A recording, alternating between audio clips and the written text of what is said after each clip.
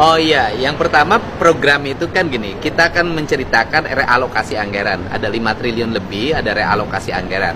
Realokasi anggaran itu merubah belanja rutin pemerintah yang dianggap selama ini memboroskan anggaran pemerintah. Kemudian alokasi-alokasi belanja publik tapi tidak memiliki kepentingan publik.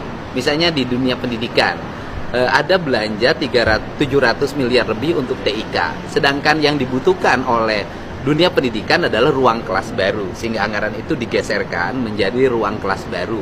Kemudian ada belanja rutin perjalanan dinas pemerintah. Yang dibutuhkan oleh pemerintah hari ini adalah jalan raya, bukan perjalanan dinas. Sehingga ada realokasi dari 700 miliar menjadi 2,4 triliun. Nah, kemudian ada sosialisasi yang biasa dibelanjakan oleh pemerintah. Yang dibutuhkan oleh masyarakat hari ini adalah banyaknya hampir 240 ribu rakyat Jawa Barat tidak punya listrik. Maka ada realokasi hampir 250 miliar dari angka 9 miliar untuk belanja penerangan listrik warga. Nah, seluruh rangkaian itu di dalamnya itu kan ada program pendidikan berkarakter yang di dalamnya merubah anak-anak dari punya sikap agresif tawuran, minum-minuman keras, kemudian korban game online, mengikuti pendidikan kedisiplinan, dan insya Allah berdasarkan rekomendasi dari psikolog dimungkinkan mereka besok sudah bisa meninggalkan barak untuk angkatan pertama. Nah, itu di dalamnya ada dan insya Allah anggarannya produktif. Cukup ya? Oke. Terima kasih banyak. Terima kasih banyak.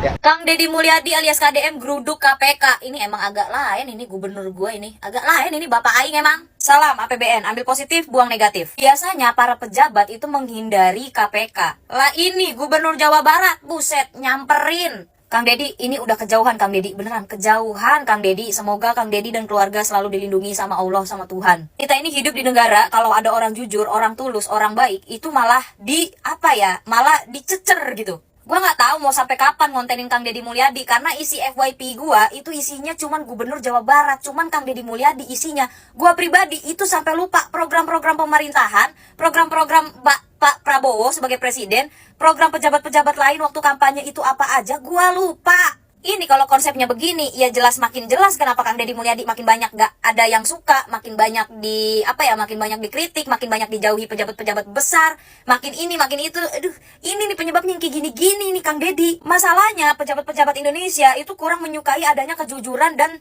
transparansi. Lah ini Kang Deddy Mulyadi di YouTube channel, di mana, wawancara mana, acara mana, ngebongkar anggaran APBD, ngebongkar lah pejabat-pejabat, ngebongkar ini, ngebongkar itu. Sekarang ngegeruduk KPK, minta anggaran Jawa Barat diawasi supaya tidak ada yang natskal-natskal, tidak ada tikus-tikus berdasi. Iki piye tah, orang ngejauhin KPK, dia malah nyamperin. Kalau pejabat-pejabat natskal sebutannya tikus berdasi, kalau Kang Deddy Mulyadi kata gua mah kucing, nyawanya banyak. Pejabat lain kalau datengin KPK itu karena kesandung kasus. Lah ini gubernur Jawa Barat, Bapak Aing nyamperin KPK, minta ngawasin anggaran Jawa Barat. Emang agak lain, dari awal juga konsepnya udah agak lain ini gubernur gua. Coba yang di daerah lain, provinsi lain, gubernurnya ada nggak yang agak lain kayak bapak gua begini? Kata gua, ini ya Kang Deddy Mulyadi, lawan-lawannya kata gua keburu AFK, tahu kagak? Keburu AFK duluan. Mau ngikutin programnya Kang Deddy keburu gengsi. Nggak diikutin tapi programnya oke, programnya bagus. Tapi ya kata gue ini mah juga kalau mau lawan Kang Deddy Mulyadi ya berat. Ini kalau yang kebiasaan makan-makannya sampai perutnya gendut dari uang hasil rakyat gitu ya, apa nggak keringet dingin? Apa nggak ketar-ketir dia orang? Jangankan pejabat-pejabat yang keringet dingin, yang ketar-ketir, lah kita yang selalu nyebut dia Bapak Aing, ibarat kata kita anak-anak online-nya dia, lah kita juga ketar-ketir, keringet dingin juga ini. Ketika pejabat-pejabat lain itu backingannya itu orang-orang tinggi, backingannya itu orang-orang kaya, orang-orang berduit gitu kan, backingannya mereka gitu. Lah bapak gue ini gubernur Jawa Barat, backingannya Allah, mantap. Kata gue ini juga gubernur Jawa Barat, kagak takut apa-apa, nggak takut apapun. Ibarat kata mah ya mau dilaporin tinggal laporin, dikritik tinggal dikritik, dibenci tinggal dibenci. Toh gue nggak makan dari uang lu juga, karena dia udah konten sendiri, hasil konten gue udah banyak. Gue fokus aja sama rakyat-rakyat gue. Ngapain gue mikirin lu orang? Tuh gubernur gue emang agak lain konsepnya. Ada tuh gue pernah nonton tuh di YouTube-nya Kang Deddy Mulyadi, dia ngomong begitu, nggak pernah keluar negeri, nggak mau keluar negeri, ngapain? Dia juga nggak bisa bahasa Inggris. Kata gue enteng ngomongnya ya. Ketika pejabat-pejabat lain pada keluar negeri, pada mempercantik diri, dia mah kagak. Kang Deddy, saya cuma mau ngasih tahu ya, kalau hasil kerja sendiri, hasil keringat sendiri, dari hasil kejujuran dan hasil kerja keras, nggak apa-apa loh Kang Deddy, sesekali menikmati hidup gitu nggak apa-apa Kang Deddy. Kalau capek istirahat ya Kang Deddy ya, istirahat Kang. Kita juga masyarakat Jawa Barat tahu kok Kang Deddy Mulyadi pasti capek ya kan, lelah kan, istirahat nggak apa-apa Kang Deddy. Lain ke deui, lamun aya pemilihan gubernur di Jawa Barat, tong dibawa grup si Ono mah. Neteuli geuning jelemana Assalamualaikum warahmatullahi wabarakatuh. Sampurasun, wilujeng enjing wargi Jawa Barat. Musrenbang yang beberapa hari yang lalu dilaksanakan di Cirebon untuk membahas program 2026, menurut saya itu hanya seremonial. Karena tidak mungkin membahas detail terkait dengan program-program tersebut yang hanya membutuhkan waktu 1-2 jam saja, yang lebih banyak mendengarkan pidato dari Gubernur Jawa Barat Kang Deddy Mulyadi yang malahan menyindir DPRD Provinsi Jawa Barat karena tidak perlu katanya membahas dengan DPRD karena akan lama, panjang dan sebagainya. Ya memang saya pun tidak tertarik untuk mendiskusikan ya 2026 karena saya lebih penting ingin mendiskusikan yang 2025, di mana bupati wali kota se-Jawa Barat pasti merasa terbebani dengan dicoretnya 1,7 triliun bantuan keuangan untuk kabupaten kota se-Jawa Barat yang hanya menyisakan 500 miliar saja, dan itu pun untuk program bantuan jaminan kesehatan untuk para pekerja. Banyak sekali program-program yang dicoret. Nah, sehingga saya lebih fokus membahas 2025. Saya ingin mengembalikan 1,7 triliun tersebut yang sudah dibahas panjang oleh Pak Gubernur B. Mahmudin dengan DPRD periode yang lalu. Kita harus hormati betul, dan pasti program-program prioritas itu sesuai dengan program prioritas yang dicanangkan oleh pemerintah pusat. Infrastruktur, pendidikan, kesehatan, pertanian, ketahanan pangan, pengendalian inflasi, dan sebagainya. Ayo rakyat Jawa Barat cerdas, kita cermati, jangan sampai KDM sendirian mencoret-coret itu yang padahal sebelumnya program-program itu sudah dibahas mendalam yang juga melibatkan rakyat Jawa Barat. Hatur nuhun. Aya berita anggota dewan rame-rame kunjungan kerja ke Bali bari make anggaran ratusan miliar.